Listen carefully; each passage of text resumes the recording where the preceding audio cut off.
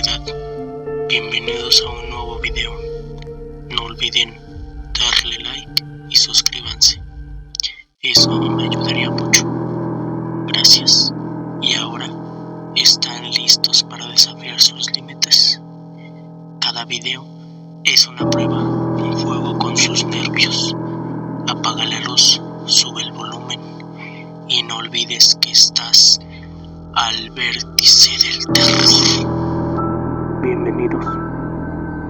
El día de hoy voy a contar 3 historias de terror. Como siempre, las voy a contar con sus propias palabras. Ahora sí, empecemos.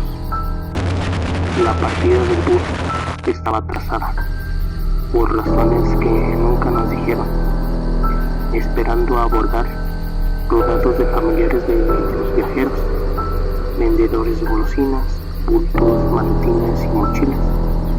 Cada uno trataba de entender la razón de la demora. Finalmente, por una de las puertas del embarque anunciaron el inicio de nuestro viaje.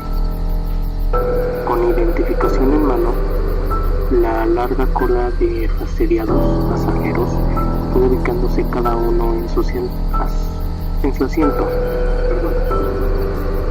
En la segunda fila de asientos se ubicó un señor subido de peso que llevaba una camisa blanca muy llamativa. Durante la espera conversaba con 40 personas y le cruzaba. En la mano portaba un manojo de tarjetas que repartía a diestra y siniestra. Al tocarme pasar cerca de él, me entregó una de las consabidas tarjetas. La tomé y avancé en busca de mi sitio. Al ubicarme, miré la tarjetita y pude entender que ofrecía seguros. Con cierta indiferencia la guardé, pero en mi retina quedó la imagen que contenía e involuntariamente la volví a ver. Mercadotecnia, pensé, y la volví a guardar. Junto a mí se sentó una señora joven, relativamente, que llevaba un enorme maletín que no encontraba forma de poder ubicar. Trató de varias maneras, pero no cabía por ninguna parte. Al notar mi incomodidad, pidió disculpas. Le dije que no se preocupara y le sugerí que tratara de meterlo debajo del asiento. Lo intentó y logró introducir solo la mitad del bulto. Luego se sentó prácticamente encima del enorme maletín. Salió el bus del terminal y lo primero que hizo fue recoger más personas que con el vehículo en marcha lenta subieron al vuelo. Los que habíamos abordado dentro de la terminal nos incomodamos por varias razones. La principal fue que nadie identificó a los que subían cuando hacían solo unos minutos. A todos nos amenazaban con no poder viajar si no portaban nuestro documento de identificación. Nadie se dio por enterado de nuestro malestar y el bus se enredó en el tráfico endemoniado que rodaba la terminal de camino a salida de la ciudad. Un niño lloraba sin cesar y la madre no encontraba forma de calmarlo.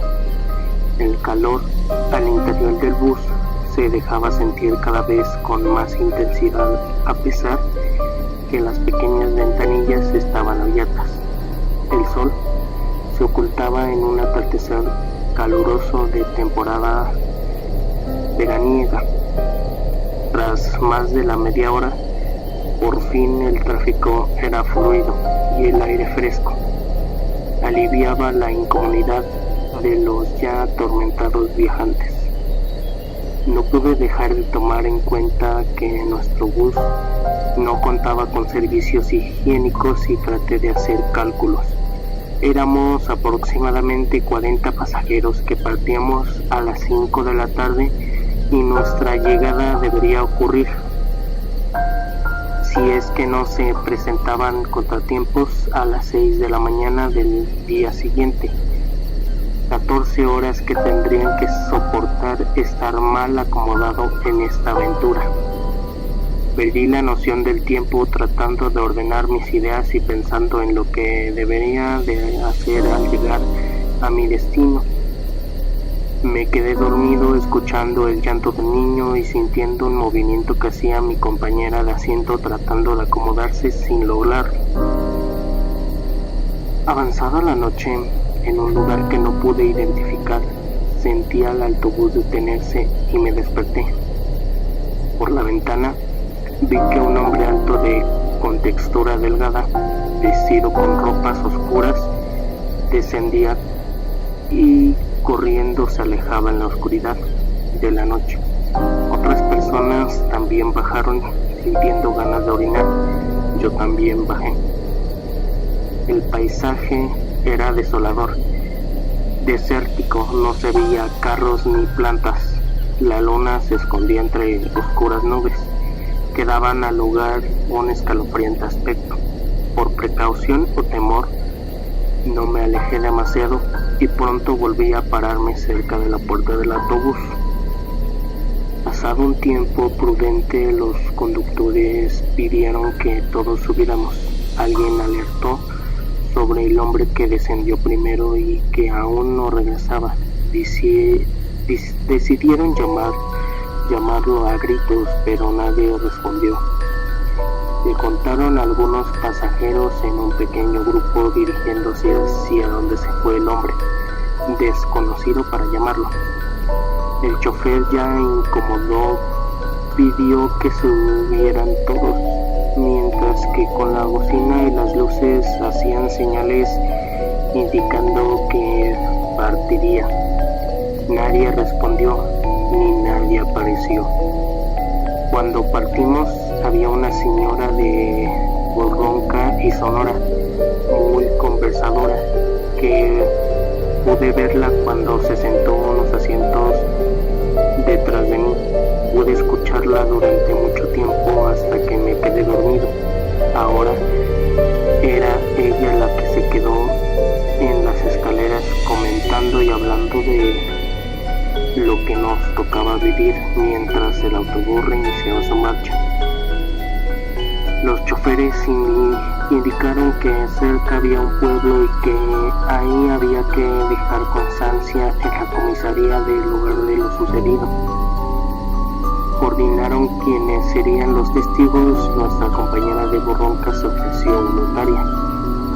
Efectivamente, al cabo de unos minutos el autobús se estacionaba en la puerta del establecimiento policial. Un policía soñoliento y malhumorado atendía a los encargados de hacer la diligencia.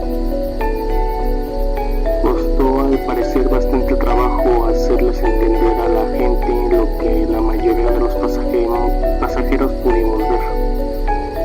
Para certificar lo que se decía, cogió la vista de pasajeros y comenzó a llamar uno por uno. Cuando llamó al nombre de Ezequiel Dulanto Porras, nadie contestó. Reiteró el llamado y recibió la misma respuesta: silencio. La señora de voz ronca preguntó por el número del asiento y se acercó a verificar. Resultó que se trataba de la persona que viajaba junto a ella, que se encontraba aparentemente bien dormido. Lo movieron para despertarlo y se recostó sobre el otro asiento, en una pose muy rara, rígido. Confundido rápidamente el pánico provocado por la señora, que entró en shock. «¡Está muerto!», gritó, pidiendo el policía que todos los pasajeros descendieran del bus. Entonces pude ver la hora, eran las 3 de la madrugada.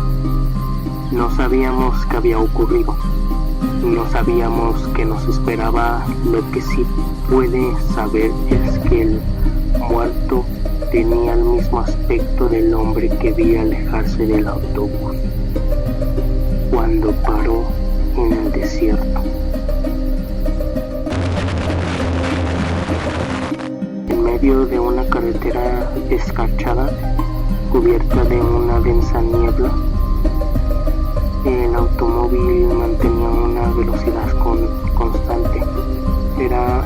noche un poco extraña. Tan solo faltaban unos días para el cumpleaños de su madre y él debía hacer un viaje de negocios, esperando regresar pronto para reunirse con su familia. La luna apenas se distinguía de la bruma, era un punto difuso que dejaba entrever las sombras fantasmagóricas de algunos árboles sin hojas, cuyas ramas retorcidas se asemejaban a largos brazos extendidos al cielo, que a su vez perseguían la ruta. Otro recodo, y allí en medio de la ruta, una sombra que le obligó a clavar los frenos. La sombra se elevó rápidamente a una velocidad increíble. Antes de seguir, quiero decirles que no estoy diciendo el nombre de las personas que cuentan esta historia por si no quieran aparecer en un video. No sabemos los riesgos de las personas, así que por ese motivo no digo los nombres. La sombra se elevó rápidamente a una velocidad increíble. Después de unos minutos, creyó ver otra vez algo suspendido sobre los árboles, pero no había nada, tan solo su imaginación o su cansancio. Estaba agotado y decidió que era un buen momento para descansar un poco, quizás hasta el amanecer. El sueño llegó pronto y con pesadillas. Poco tiempo después, aún de noche, un ruido muy fuerte lo despierta. Un destello blanco ilumina la parte frontal del automóvil, dejando un rastro de luz detrás de sí. Una nave en forma de platillo acaba de ponerse frente a él. Un instante y Danny se encuentra dentro de la nave, que se eleva rápido hacia el espacio.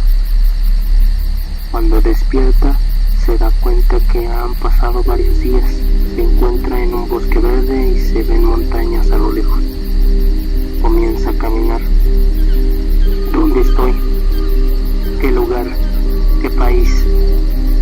Más tarde llega a un claro y la aurora boreal lo sorprende. Sabe que no está al sur de América, donde él vive. Lo que le preocupa es cómo regresar a su casa, sin dinero, ni papeles y documentos que están en su automóvil. No habían pasado muchas horas cuando ve un poblado. Comienza a acercarse y las personas lo miran extrañados. Además, no les entiende, hablan otro idioma. Danny está asustado, hambriento, con frío y sueño. Cuando ya las fuerzas lo abandonan, algo le llama la atención: un lugar donde hay comida y personas dentro charlando en las mesas. Al entrar preguntan a voz alta: ¿alguien habla castellano? Varios son los que vienen y se ríen, pero no se rinde, sigue insistiendo aún a costa de risas que provocan. ¿Portugués? Una persona le responde y casi se desmaya al saber que se encontraba en Finlandia. Pasaron los días y muy pronto se adaptó al lugar. Una noche que salía de su refugio, la sombra con destellos de luz blanca avanzó nuevamente sobre su cabeza y en un segundo se encontró en su auto nuevamente. Muy asustado por lo sucedido, ahora pensaba que simplemente fue un mal sueño. Puso el auto en marcha. ¿Cuánto había pasado desde que él apareció estar en Finlandia? Le pareció tan real. Condujo hasta llegar a su casa. A la mañana siguiente seguía pensando en lo ocurrido, pero el almanaque decía que era día 24 de marzo y él había salido el día 9 de marzo. ¿Qué había pasado? ¿Por qué no recordaba nada? 2 días después suena el teléfono.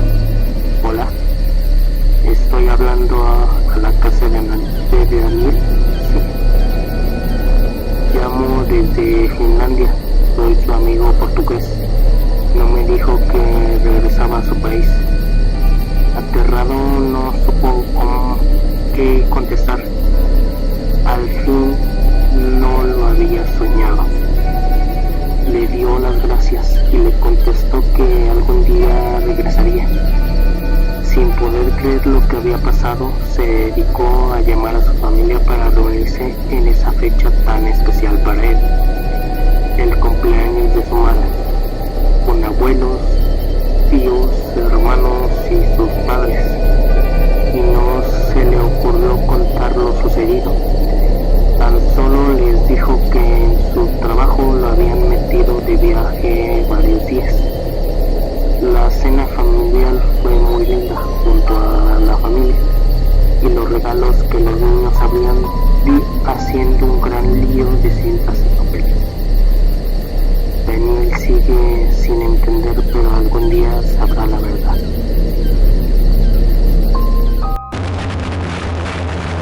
Su triste y monótona vida transcurrida día tras día. Vestía siempre de traje gris, sombrero del mismo color que tapaba su rostro. Llevaba consigo todo el tiempo un portafolio negro. Caminó en la calle entre la multitud, todos ellos vestidos de trajes negros y sombreros del mismo color, dando la impresión que él se encontraba caminando entre sombras. Ellos avanzaban en manada hacia un lugar con miradas completamente perdidas. Calles de la ciudad, edificios de gran altura, donde el sol no ingresaba, dando más oscuridad a la ciudad. El hombre de gris caminaba hacia su trabajo. Una tarde de mucho trabajo se quedó después de 1 hora. Trabajaba en una fábrica de indumentaria. El edificio había sido construido en 1867, donde antes los 4 pisos que poseía era un viejo depósito. El paso del tiempo lo convirtieron en modernas oficinas, pero siempre manteniendo la vieja estructura. Incluso se podía apreciar, si uno veía el techo, las cañerías externas de agua. También se apreciaban las enormes columnas que sostenían el enorme edificio. La única luz prendida era la de su box en todo el piso. Apagó la computadora. En esa época las mismas poseían una pantalla con aumento, como si fuera una lupa cuadrada gigante, donde atrás de la misma se encontraba una pantalla muy pequeña y el teclado era una máquina de escribir. Esa noche en particular volvió en subte. Era el último servicio que funcionaba, el de las 12:50. Caminando el largo túnel para llegar al andén de Lima, vio 2 personas de cabellera muy larga, de trajes negros y camisa de seda negra con corbatas rojas. Uno tocaba el violín y el otro el bandelón. Tocaban perfectamente un tango, pero su música era bastante oscura y tenebrosa. Al pasar por lado de ellos quiso divisar sus rostros, pero estos giraban mientras él caminaba y no pudo verles en las caras. Mientras él avanzaba, las luces comenzaban a parpadear hasta ir apagándose completamente detrás de él. Comenzó a sentir ese escalofrío en la piel, en su cuerpo, que indicaba la señal de miedo. Sus manos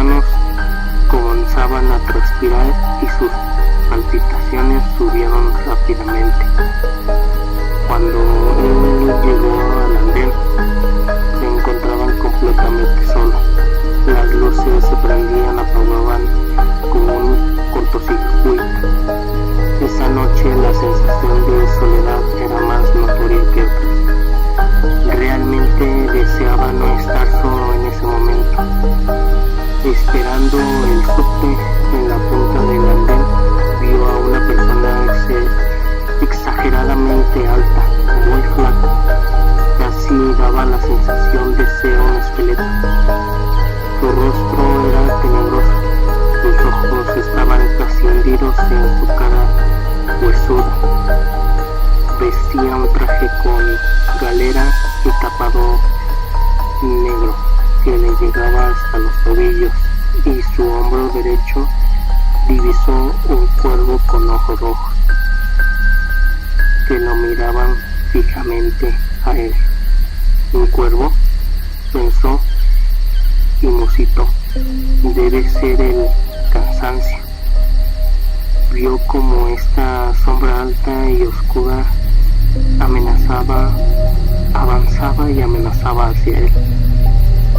Paralizado por la escena, el hombre gris vio que esta persona se acercaba a él. El corazón comenzó a acelerarse, y esto se incrementaba aún más con el constante parpadeo de luces. Con la figura estaba a unos metros. Para su suerte llegó el subte. Subió rápidamente. Sorpresa fue que al girar para ver el andén, la sombra de Galera ya no estaba en el lugar. Miró a su alrededor y tampoco estaba dentro del vagón. Se encontraba completamente solo en ese lugar. Primero un cuervo y después una persecución. Definitivamente es el cansancio, estrés o falta de sueño, pensé, mientras se dejaba caer sobre un asiento de madera. Las puertas se cerraron. Dirigió nuevamente la mirada hacia el andén, ya que le pareció ver un movimiento, y el horror inundó su cuerpo. Ahí estaba él, el hombre de gris en el andén, sentado en un banco de madera, y a su lado la sombra con el cuervo en el hombro derecho. Se vio a sí mismo sentado en el asiento del andén, sin vida. Perplejo y confuso, se levantó y golpeó con fuerza las puertas, tratando de abrirlas para poder bajar, pero ya era tarde y nada pudo hacer. El subte comenzó a moverse y vio como el hombre de negro, parado junto a su cuerpo, sostenía con la mano derecha su corazón. Se vio a sí mismo en el andén con su pecho abierto, mientras la sombra reía a carcajadas. Sin poder entender nada, el hombre de gris, con la mirada perdida, se sentó nuevamente en el asiento del vagón y descubrió a su lado un aparato de DVD portátil. Lo encendió. Como si fuera una película, vio con tristeza su vida. Un día igual a otro se vio extendiendo con un ente sin alegrías y en soledad. Vio cómo había desaprovechado su vida, convirtiendo su alma en completo vacío. Debajo del aparato encontró un papel con un número: 6666-00000. 666 millones. Levantó la mirada y miró por primera vez a su alrededor. Sus compañeros de viaje no hablaban, no gritaban, no lloraban, no hacían nada. Solo miraban con espanto un aparato como el que él tenía en sus manos. ¿Son almas? ¿Yo qué hago acá? Pero nadie contestó, ni siquiera lo miraron. El hombre de gris siguió sentado en el asiento de madera de la formación, y así el subte siguió avanzando a toda velocidad, sin detenerse en ninguna estación y sin ser visto por nadie, perdiéndose en alguna curva, otra dimensión, quizás. Y así termina nuestras historias de hoy. Pero recuerden, cada sombra esconde un secreto y cada secreto un horror. Hasta la próxima.